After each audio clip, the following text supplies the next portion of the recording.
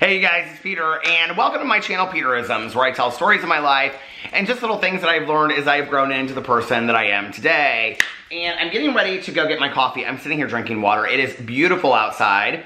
I got ready for the day, and I was like, I'm gonna film some videos, do my meditation video, and then I'm gonna go and run my errands and kind of do things backwards. I usually go and run my errands and go get coffee and all that stuff, and then come home and film the videos that I want to film. But today I was like, you know, I think I'm gonna film my videos first today. So here we are. You are getting to enjoy 2 meditations with me early today. So let's start this. I'm really excited about this because I don't usually just start my meditations with you guys online. You know, I usually like read them first outside, then go, like I said, I go get coffee and then I come back. So we're kind of doing this all together today. All right, the first meditation that I'm gonna read to you, and I picked 2 out. One from the Daily Book of Positive Quotations and the other one from Journey to the Heart by Melody Beatty. I haven't read either one of these today, so we're reading them together for the first time. Okay, September 17th, New Endings. Though no one can go back and make a brand, though no one can, sometimes when there's like a comma and I read it in these meditation books, if I'm reading it out loud, I'm not a very good reader out loud. So anyway, New Endings. Though no one can go back and make a brand new start, anyone can start from now and make a brand new ending. Carl Bard. We can spend a lot of time analyzing the bad decisions we've made, the mistakes we've made, the friends we've hurt. If only we'd been smarter, more patient, or just nicer. We can't change the past, no matter how much we analyze it. But we can move forward in new ways, making better decisions, avoiding the old mistakes, and being nicer to those around us. We have countless opportunities to reinvent or reorient ourselves. I don't have to be defined by things I've done in the past. I can make the future what I want it to be. And you know what? I think that's such a great meditation, but I think it's often misunderstood by people. And you know, this has been a really good learning experience for me in the last year, especially with my sponsor and working with her, you know, in that I think to really be able to allow yourself to move on and say, I'm not going to be defined by my past, you have to know what your past was, okay? And that means taking, you know, inventory and evaluating what you did in your past and maybe things you said and people you hurt, and really taking a look at that and really taking a look at the way that you have behaved to people. It's not just excusing it away and saying, you know, like, well, that's not who I am today. I know I'm not the person that I was 10 years. I know I'm not the person that I was 20 years ago. I know I'm not the person that I was a year ago or 5 days ago. We change constantly, right? But that's where inventory and evaluation come in, and you look at who you were, right? I mean, I already know I'm not the person that I was. I think we all know that. But it's really taking a look at who were you, what got you there, and who got you to where you are today. Like, what occurred in your life that this is who you are today and what defines you, and taking a look at that. And then once you do, you have a decision whether when going forward, whether or not you continue to act the same way or not. But it's not just this thing of saying, you know, like, you know, I'm going to reinvent myself, I'm going to be different, I'm not the same person that I was. Okay, none of us want to be defined by our past. I think we've all of us, to some degree, most of us, made mistakes or done things in our lives that we're not proud of, you know?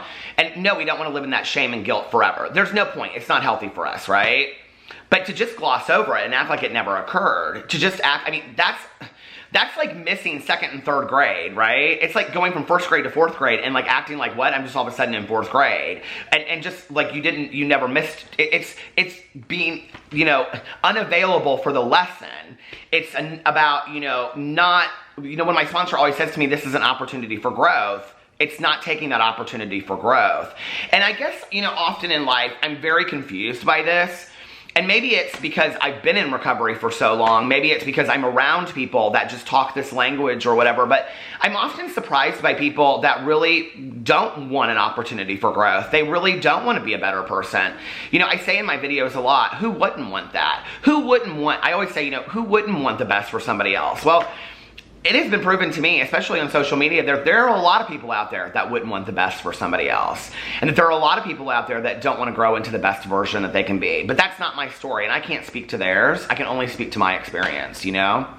I don't want to be defined by my past, but I don't want to be defined by my future either. I don't want to be defined by my present as well. I don't know that any of the 3 really, I perfectly identify who I am as a person. I think they all make up who I am. I think all of my life experiences make up who I am.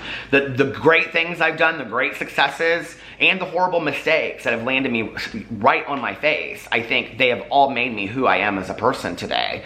And I don't want to ignore that, you know? There's a recovery saying that says, you know, we don't ignore the past, nor do we close the door on it. And that's the whole idea of it. You know, we don't want to ignore the things that happen to us and be like, that's not who I am. I'm not that person. I never was that person. Well, you know, maybe we were at one point. And what's that about? I think, like, you know, in looking back at the mistakes that I've made in the last, you know, couple years and the things that I've, you know, had to really take a look at, I think to some degree, to a lot, I'm really thankful because it's taught me about the power of what I do and what I say and who I interact with and things like that. And I don't want to ignore the lesson, you know? I just don't. And so even though we aren't defined by our past, I think that they are huge educational moments for us when they're shown to us, you know, and it's like, okay, this is who I am, or this is who I was, or, you know, and it's, I think one reason, like when we do like a 4-step in sobriety, you know, we make a searching and fearless moral inventory of our lives, and then we do a 5th step and we go over that with our sponsor or, you know, a person in ministry or whatever. You would, you know, you can do it with whoever, stranger on the street if you want, right? But really, you usually do it with a sponsor.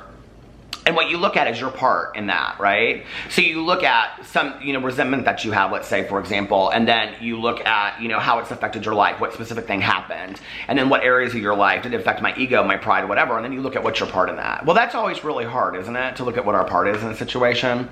But I think that the reason that that is saved until the end, and it's, you know, the next step is because it's probably the most powerful part of the process, is taking a look at ourselves and saying, what do I need to change? Well, I am who I am today because of the past and what I did and how I behaved in the past, and I want to be a better person today. I don't want to be the same person that I was in the past. Those same feelings that I had. I mean, there's a lot of my past that I wish I had back. Like I wish I was 25 and looked that good. Do you know what I mean? Like I did when I was 25. But you know, some of the things in my past, I don't want to be that person today. I just don't. I want to be a better version every day that I wake up. I want to be the best version that I can possibly be of my life, that I can possibly be, you know? And like I said, I think most people want that, but I don't know. Maybe I'm starting to be surprised by what people want. I don't know. So anyway, that's a great meditation, okay? Let's get on to the Melody Beatty. Let's see. Don't hurry, September 17th.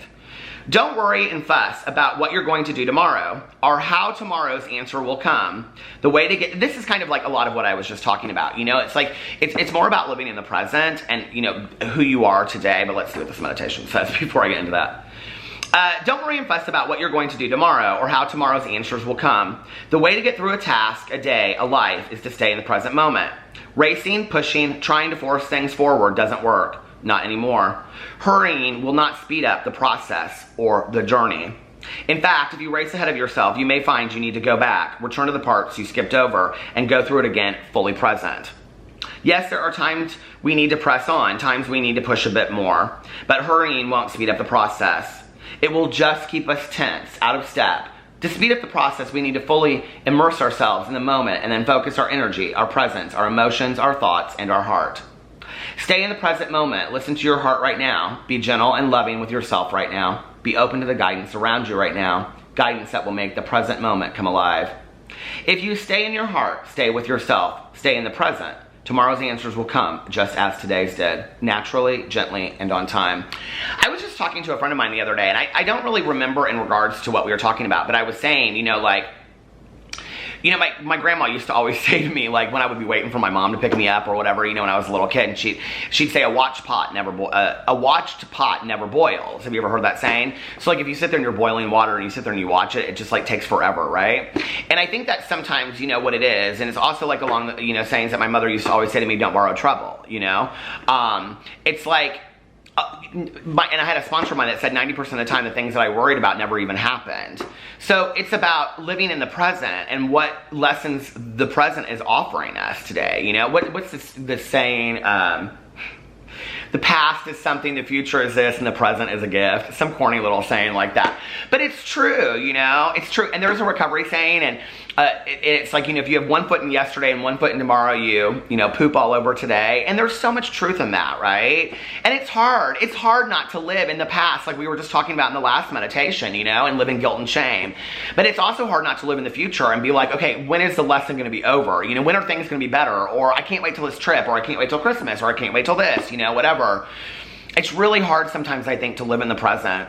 I only know a few people that do it really, really well, and they just seem to enjoy life a lot more than I do, right? They don't worry about the next bill or whatever, but at the same time, they're not, like, I don't want to act like they don't care at all, and they're just free spirits, and they're like, oh, bills, who'd care, right? No, they're not like that at all. It's like, they take care of business in the present, and they plan for the future in the present, and they do inventory on the past in the present.